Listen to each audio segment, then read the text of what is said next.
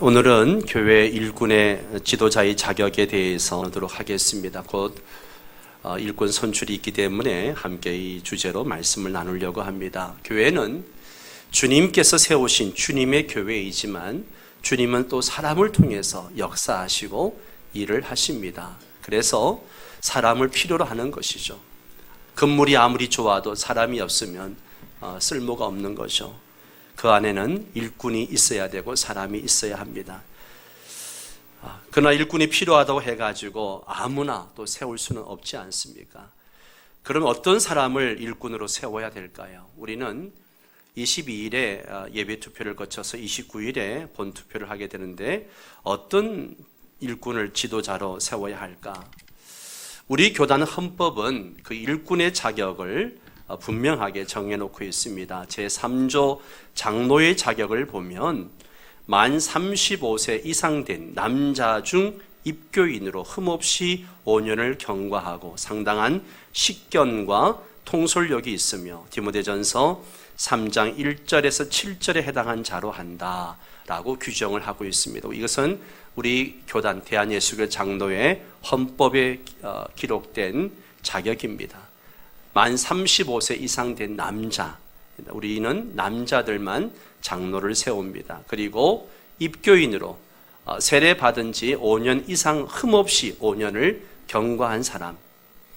그렇지만 이제 우리 정통적인 교회들은 안수 집사 제도가 있기 때문에 안수 집사에서 주로 장로 후보를 세웁니다. 그리고 안수 집사도 이제 우리 교회 같은 경우도 상당한 교회들이 그렇게 기준을 정하고 있죠. 안수 집사 심후 5년 경과한 자를 장로 후보로 내고 있습니다. 상당한 식견과 통솔력이 있어야 되고 그리고 디모데전서 3장 1절에 7절에 해당한 자로 한다라고 규정을 하죠. 그리고 장로의 직무에 대해서도 이야기합니다. 첫째는 교회의 신령적 관계를 총찰한다. 성도들이 이것을 다 알 필요가 있습니다. 그래야 장로님들의 수고와 노고를 여러분들이 아실 수 있습니다. 교회의 신령적 관계를 총찰한다. 7위 장로는 교인의 택함을 받고 교인의 대표자로 목사와 협동해서 행정과 권징을 관리하고 지교회 혹은 전국교회 신령적 관계를 총찰한다. 장로는 교회 대표이기도 하지만 시무교회를 총찰하기도 하지만 이제 지교회, 노회에 가서 지교회의 근덕을 세우고 또 총찰을 하고 또 총회에 가서도 교회를 총찰하는 전국교회를 다 함께 총찰하는 역할을 하는 게 장로직의 직무입니다. 그리고 두 번째, 도리오해나 도덕상 부패를 방지한다. 주께 받은 약물이나 도리오해가 뭔가 하면 말씀에 대한 오해를 얘기하는 거죠. 잘 알지 못하고 말씀을 오해하는 거. 그리고 도덕상 부패에 이르지 않기 위하여 당회로나 개인으로 선이 권면하되 회개하지 아니하는 자가 있을 때에는 당회에 보고한다. 장로님들께서 성도들 찾아가서 말씀을 가르치고 또 권면을 할 때는 성도들은 또 그것을 들어야 됩니다. 세 번째, 교우를 신방하되 위로, 교훈, 간호한다. 교우를 신방하되 특별히 병자, 조상자, 슬픔을 당한 자를 위로하고 무식한 자, 잘 알지 못하는 자와 어린아이들을 가르치며 간호할 것이니 평신도보다 장로는 신분상, 의무와 직무상 책임이 더욱 중하다 그랬습니다. 그리고 네 번째, 교인의 신앙을 살피고 위하여 기도한다.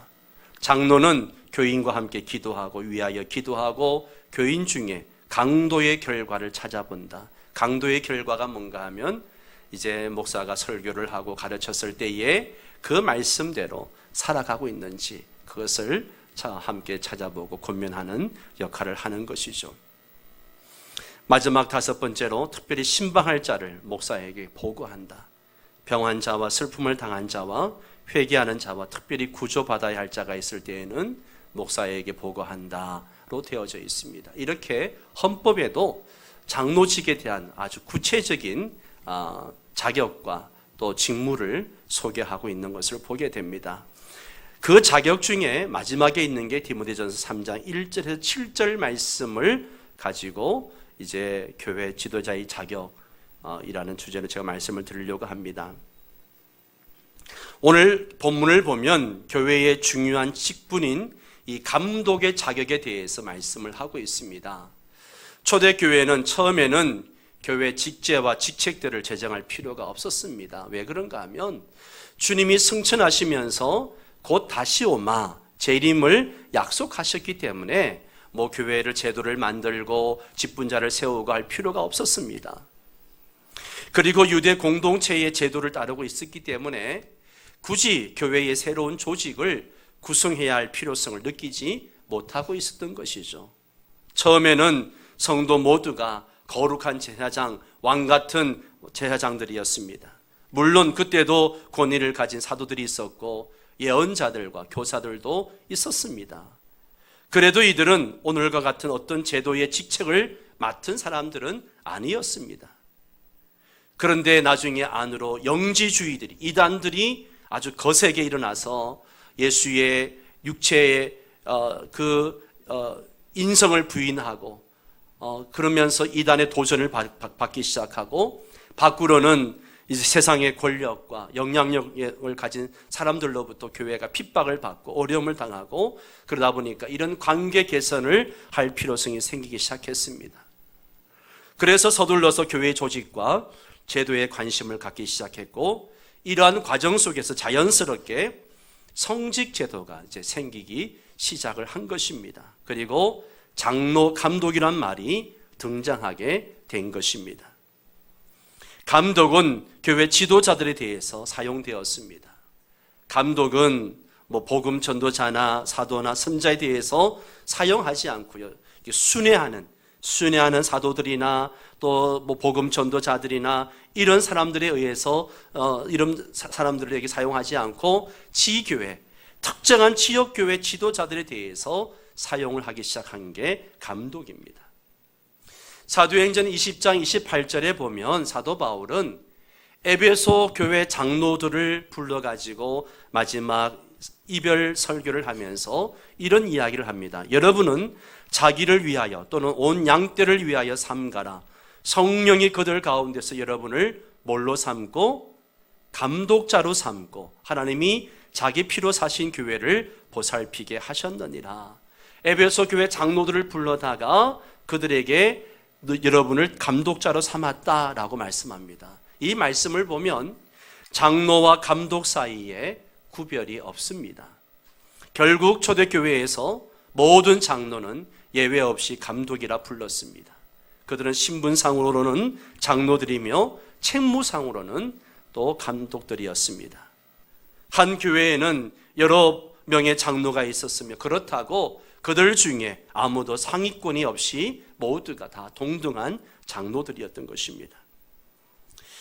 이렇게 장로와 감독의 직책이 명확하게 구분되지 않았고 동의어로 사용되다가 점차 교회가 제도화되면서 감독은 교회의 대표적 직무 수행자로 교회를 다스리고 또 외부 세계에 교회를 대표하게 되었고 이단들과 맞설 수 있는 권위를 갖게 된 것입니다. 그래서 교회 대표를 장로라고 하는 이유가 거기에 있는 것이죠. 장로는 이스라엘 사람들의 회당에 있었던 장로 지책을 그대로 교회 구조로 옮겨오면서 동일하게 부른 명칭입니다. 성경을 보면 사도 요한도 자신을 장로라고 말했고 디도서를 보면 디도를 향해서도 장로라 그렇게 불렀습니다. 사도를 향해서 어른이란 뜻에서 이렇게 부르기도 하고 또 목사님을 향해서 장로라고도 불렀습니다. 장로는 교회의 어른이라는 뜻을 가지고 있기도 합니다. 자, 오늘 본문을 보면 사도 바울은 성령의 감동으로 감독, 즉 장로에 대한 기준을 디모데에게 알려주고 있습니다. 그래서 우리가 이 말씀을 저 함께 나누기를 원합니다. 교회에서 영적 지도자인 장로의 직분을 맡은 자들이 갖춰야 할 여러 가지 조건들을 말씀해 주고 있습니다. 영적으로, 신앙적으로 뛰어날 뿐만 아니라 인격적으로, 가정적으로 또 사회 평판도 좋아야 한다라고 말합니다. 먼저 1절 말씀을 봅니다. 1절 말씀 같이 읽습니다.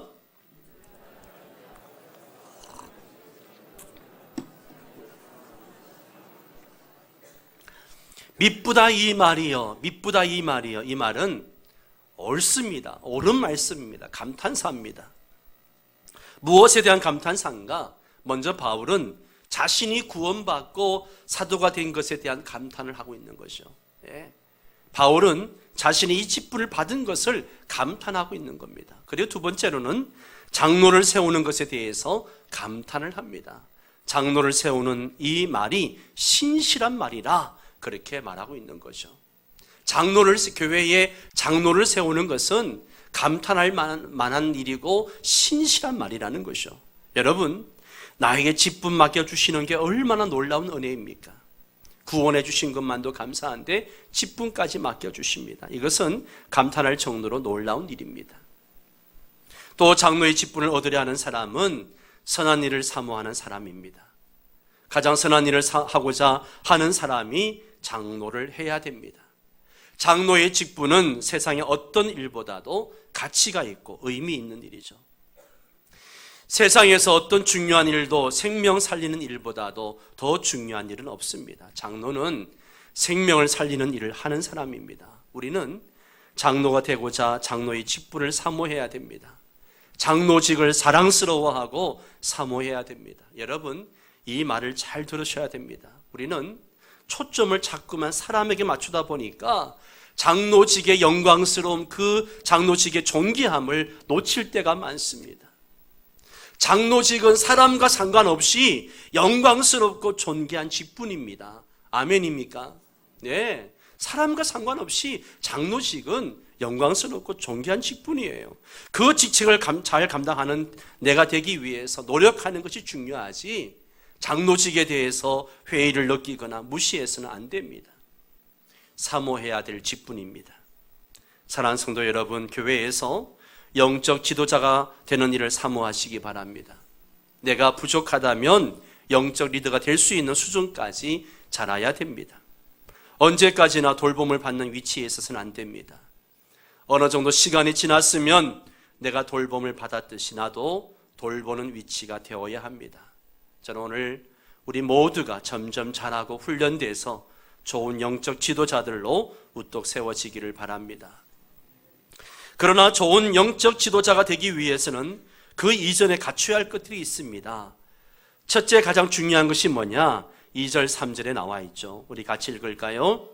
그러므로 감독은 책망할 것이 없으며 한 아내의 남편이 되며 절제하며 신중하며 단정하며 나그네를 대접하며 가르치기를 잘하며 술을 즐기지 아니하며 구타하지 아니하며 오직 관용하며 다투지 아니하며 돈을 사랑하지 아니하며.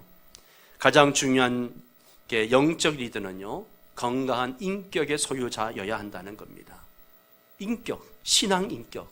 예. 그 첫 번째가 뭐예요? 책망할 것이 없으며 라고 했습니다. 책망할 것이 없으며. 옛날에는 실제로 교회에서 투표를 하게 돼서 장로가 이제 장로 임직을 받으려면, 지금도 그렇습니다, 노회 가서 장로고시를 패스해야 됩니다. 장로고시를 보고 면접까지 패스해야 이제 장로 임직을 받을 수가 있습니다.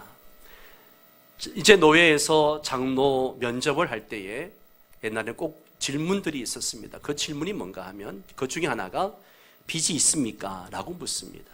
빚이 있습니까? 예, 있습니다 라고 하면 장로 자격이 없다는 거죠. 왜냐하면 빚이 많으면 교회 일을 하는 데 여러 가지 어려움이 있을 테니까. 그래서 심지어는 뭐라 얘기하는가 하면 빚을 다 갚을 때까지 보류하시죠 라고 권면을 합니다. 또 세금을 안 냈거나 고의로 군대를 안 갔다 온 것도 문제가 되기도 했습니다. 아무튼 국법상 흠이 없어야 되고 경제적으로 흠이 없어야 되고 또 우리 교단 헌법적으로도 세례받은 지 흠없이 5년이 지나야 한다라고 규정을 하고 있습니다. 콜롬비아 대학의 국제연구기관에서 소위 최고 경영자에 대한 가장 중요한 자질이 무엇인가라는 질의응답에 대한 연구를 하면서 응답자의 88%가 지도자의 윤리성을 꼽았다는 거죠. 재능이나 화술이나 지식이나 용모보다도 윤리성을 꼽았습니다. 지금 인사청문회의 화제거리가 바로 이 문제가 아닙니까? 윤리성의 문제. 다른 어떤 기관에서는 정직성과 윤리성을 또 이야기하고 있습니다. 다 갖추어도 이것이 빠지면 안 된다는 거죠. 교회 지도자도 역시 마찬가지입니다. 두 번째는 한 아내의 남편이어야 한다라고 말합니다. 너무나 당연한 이야기이지만 이 당시 편지가 써여질 당시를 생각해 볼 필요가 있습니다. 당시는 일부 다처제가 서행하던 시대였습니다. 우리나라만 해도 옛날 양반들은 첩을 두는 것이 전혀 이상하지 않았죠. 첩을 여러 명 두었습니다. 여러분, 지금 우리나라 여성들이 세계에서 가장 권력이 많다고 합니다. 집안 권력이 많다고 그래요. 왜냐하면 여성들이 돈주머니를 쥐고 있기 때문에. 월급을 타면 꼬박꼬박 통장으로 입금이 됩니다. 그러면 그 통장은 아내들이 관리합니다. 이거는 세계의 다른 데는 없는 현상이라고 이야기합니다. 그래서 어떤 학자가 왜 이렇게 됐는가 연구를 해봤더니만 옛날에 양반들이 조강지처 외에 소실들을 많이 두다 보니까 조강지처에게 어떤 마음이 들어요? 굉장히 미안한 마음이 들잖아요. 그러니까 미안한 마음이 드니까 애따 이거나 맡아서 관리해라 그러면서 광열쇠를 맡겼다는 거죠. 그런데 그것이 지금까지 내려와 영향을 미치고 있다라고 이야기를 합니다. 믿거나 말거나요. 어쨌든 옛날에는 첩을 많이 거느렸습니다. 그러니 2000년 전에는 어떠했겠습니까? 예수님을 믿기 시작했는데 아직도 윤리생활이 정리되지를 않았습니다. 그래서 교회 지도자는 한 아내의 남편이라는 말씀을 한 것입니다. 일부 다처제가 성행하지만 적어도 교회 지도자라면 아내가 여럿이 있어서는 안 된다는 거죠. 그리고 한 아내의 남편이란 말은 모든 사람에게 도덕적으로 모범이 되어야 한다는 것을 말씀하고 있습니다. 애인이 있어서도 안 됩니다. 배우자 외에 애인을 두어서도 안 됩니다. 이거는 아내에게도 마찬가지입니다. 그리고 4절 말씀을 보면 자기 집을 잘 다스려 자녀들로 모두 공손함을 복종하게 하는 자라야 한다라고 했습니다. 결국 가정이 화목하고 건전해야 됩니다. 옛말에 수신제가 추국평차나 가하만사성 이런 말들이 있었습니다. 가정을 제대로 다스려야 천하를 다스릴 수 있고 가정이 화목해야 만 가지 일을 이룰 수 있다는 이야기죠. 이것은요 교회도 마찬가지입니다. 예수를 믿는다고 하면서 집안이 늘 시끄럽고 싸웁니다. 자녀들은 부모의 말씀을 듣지 않고 불순종합니다. 이러면 덕이 안 되는 것이죠. 교회 지도자는 집안도 잘 다스리는 자가 되어야 합니다.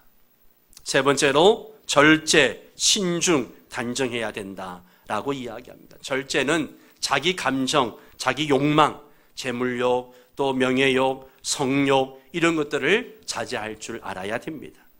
명예욕, 재물욕이 많으면 지도자가 될 수 없습니다. 성령의 9가지 열매 중에 맨 마지막 열매가 뭡니까?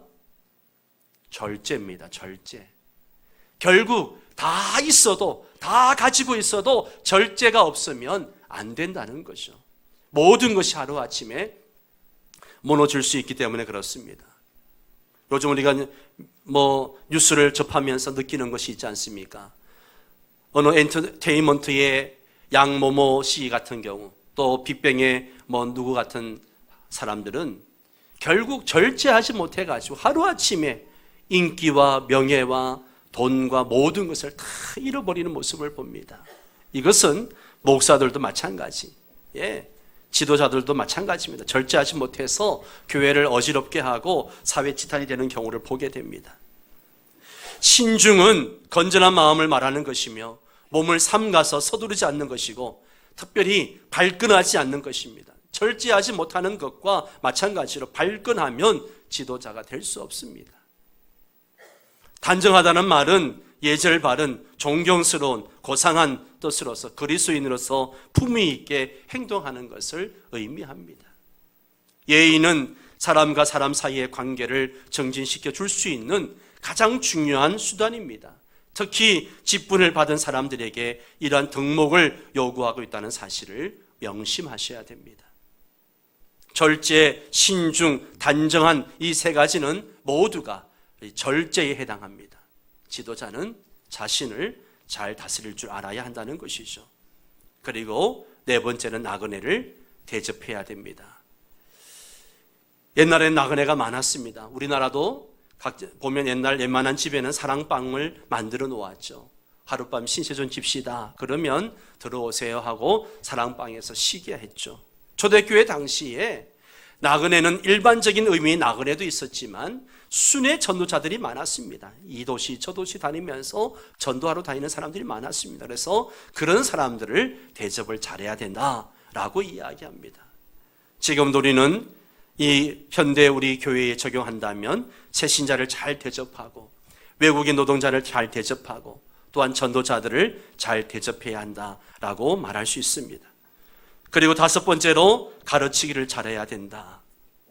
장로는 가르칠 능력이 있어야 됩니다. 그래야 거짓 이단들 또 교사들 이런 사람들로부터 성도들을 지킬 수 있기 때문에 그렇습니다. 또한 성도들을 잘 양육해서 성숙한 성도로 만들어야 할 책임이 장로님들에게 있습니다. 그런데 내가 가르치기 위해서는 먼저 내가 배워야 합니다. 제자 훈련이라든지 성경 공부 모임이 있으면 제일 먼저 등록하고 배워야 됩니다. 그래야 성도들을 가르칠 수 있습니다. 여섯 번째가 술을 즐기지 않아야 됩니다. 3절을 보면 술을 즐기지 아니하며, 이스라엘 사람들에게는 포도주가 음식이었습니다. 그래서 예수님과 제자들도 포도주를 드셨습니다. 하지만 오늘 본문은 술을 즐기고 술에 취하고 술에 매이고 술 아니고 못 사는 사람이 되어서는 안 된다는 거죠. 만일 그렇다면 이런 자제력을 잃어버린 것이므로 지도자로서의 자격이 없다는 거죠. 우리 중에 아직도 이 술을 끊지 못해 술에 끌려다니는 사람들이 있습니다. 성도는 술을 즐겨서는 안 됩니다. 술이 없으면 대화도 안 되고, 술이 없으면 모임도 안 되고, 술이 없으면 분위기 썰렁하다고 술을 찾는 사람들, 술을 즐기는 사람들이고 술에 끌려다니는 사람들입니다. 이런 사람은 교회 직분을 맡아서는 안 된다는 겁니다. 일곱 번째, 폭력을 사용하지 말아야 됩니다. 구타하지 아니하고. 원문의 의미는 폭력을 사용하지 아니한다, 그런 뜻입니다. 이러한 사람은 사람과 사람 사이의 문제를 해결할 때 주먹을 휘두르고 무리한 은행을 하면서 이를 해결하는 사람을 말하는 것이죠. 우리 주변에는 이러한 사람들이 의외로 있습니다. 말끝마다 말꼬리를 잡고 전투적이고 싸우기를 좋아하는 그런 사람들이 있죠. 심지어 주님의 교회를 섬기는 일에도 무력을 사용하고 섬기는 그런 사탄의 정신을 가진 사람들이 종종 뉴스에 나오는 것을 보게 됩니다. 우리는 이 점을 경계하며 성령의 도우심으로 나쁜 감정은 억제하고 십자가에 못 박아야 합니다. 여덟 번째로 오직 관용해야 됩니다. 관용이라고 하는 것은 온순한, 온화한, 친절한 그런 것을 의미하는 거죠. 한마디로 교회 지도자는 부드럽고 친절하고 잘 참고 너그러워야 한다는 것입니다.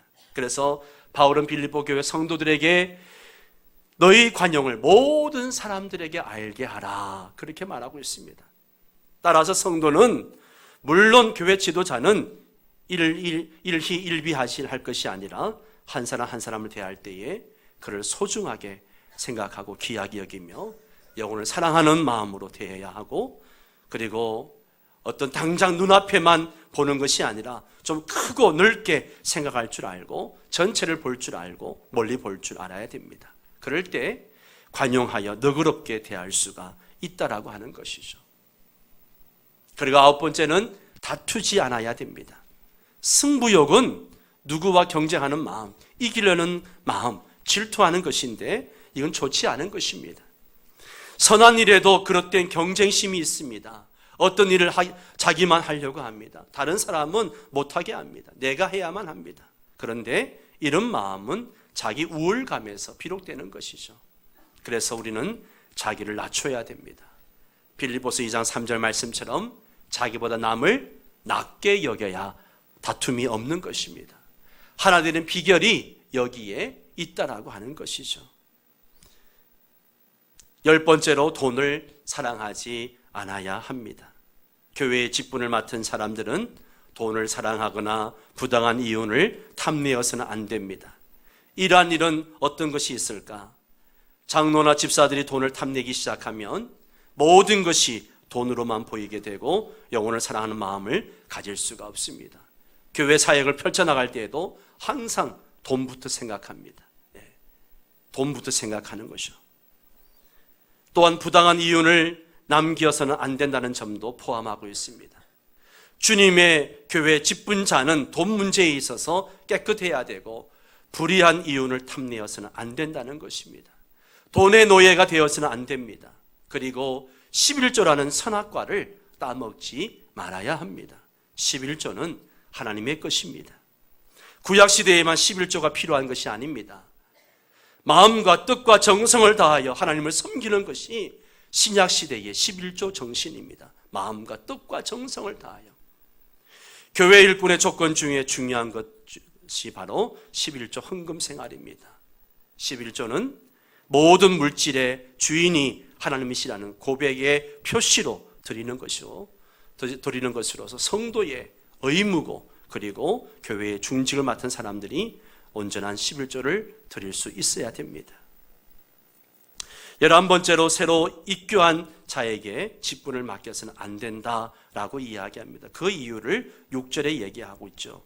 새로 입교한 자도 말지니 교만하여져서 마귀를 정죄하는 그 정죄함에 빠질까 하며, 교회에 온 지 얼마 되지 않은 사람을 열심을 낸다고 금방 중직을 맡기고 그러면 넘어지기 쉽다는 것이죠. 왜요?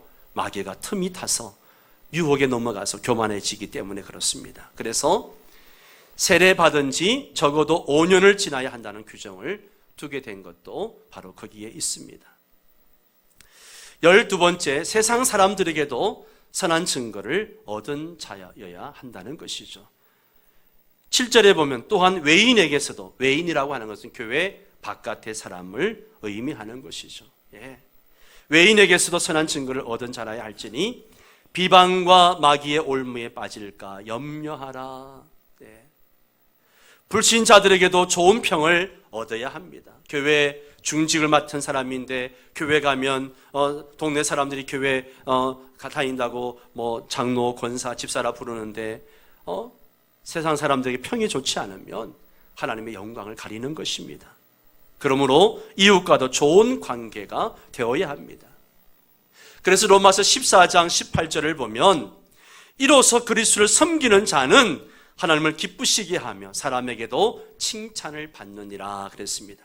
그리스도를 섬기는 자는 하나님을 기쁘시게 하고 사람들에게도 칭찬을 받는다, 그렇게 말씀했고요. 사도행전 6장 3절에도 보면 형제들아 너희 가운데서 성령과 지혜가 충만하여 칭찬받는 사람 7을 택하라. 초대 예루살렘 교회가 일꾼을 세울 때에 조건이 칭찬받는 사람이었다는 것입니다. 여러분, 이 본문에 나오는 여러 가지 15가지 정도 되는 내용들이 있는데요, 하나하나 따져보면 그 직분을 감당하기 위해서 필요한 어떤 전문성을 가지고 있는 조건들은 하나도 없습니다. 장로가 되고 집사가 되고 감독되는데 특별해야 된다는 게 하나도 없습니다. 알고 보면 다 기본적이고 상식적인 것들이라는 것이죠. 기본적이고 상식적인 것만 갖추면 나머지는 하나님께서 맡으시고 들어 쓰시겠다는 이야기입니다. 그 다음의 일은 걱정할 필요가 없습니다. 내가 어떻게 장로직을 감당하고 내가 어떻게 권사직을 감당하고 내가 어떻게 안수집사직을 감당할까? 여러분, 그거는 교만입니다. 우리가 그 직분을 감당할 것을 걱정할 필요가 없습니다. 우리가 이 기본적인 상식적인 것만 가지면 그 다음에는 하나님께서 필요한 대로 능력을 주십니다. 본문에 굉장한 능력, 가령 전도를 잘하는 능력, 말씀을 선포할 때 막 몇천 명씩 회개하고 귀신을 쫓아내고 병을 고치고 막 이적을 나타낸다든가 그런 것을 요구하는 조건이 하나도 없습니다. 다만 가장 기본적인 신앙, 기본적인 윤리만 갖추고 헌신한다면 그 다음에는 하나님께서 다 허락해 주시고 필요한 대로 주신다는 것이죠. 내게 직분 맡겨주시니가 그 직분을 감당할 능력도 주실 줄 믿습니다. 이런 믿음이 있어야 됩니다. 이러한 믿음으로 직분을 받으셔야 됩니다. 직분을 사모해야 됩니다. 직분을 사모하는 것은 여러분 죄가 아닙니다. 아름다운 것입니다. 거룩한 것입니다. 나는 부족하고 연약하지만 내게 능력 주시는 자 안에서 모든 것을 할 수 있다는 믿음으로 우리는 직분을 사모하고 또 직분이 주어지면 그것을 감당할 수 있기를 바랍니다. 저는 우리 명성교회 모든 성도들이 오늘 이 주시는 말씀을 우리 신앙의 기본과 또 우리 삶의 기본으로 삼고 살아가서 칭찬 듣는 일꾼들 되시기를 바랍니다. 오후 예배 시간에는 안수 집사와 권사에 대해서 말씀을 드리도록 하겠습니다.